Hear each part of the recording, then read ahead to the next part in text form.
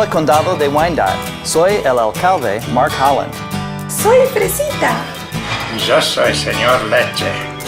Estamos aquí para decirle a usted sobre los Dot Meals. Es la manera que niños en Kansas City pueden obtener sabrosos y saludables almuerzos este verano. Es para el desayuno o el almuerzo, 5 días a la semana. En 40 localidades a través del condado de Wyandotte. Estamos proporcionando centenares de desayunos y almuerzos gratuitos a estudiantes de KCK todos los días, asegurándose de que todo el mundo tiene suficiente para comer.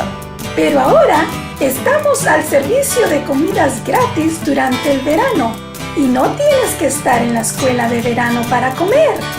Todos los ingredientes son frescos y saludables también, para que pueda obtener todos los nutrientes que necesita.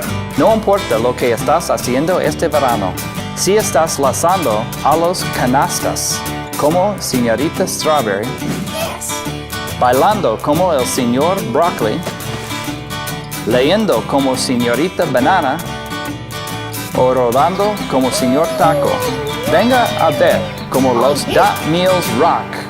Dot Meals rock!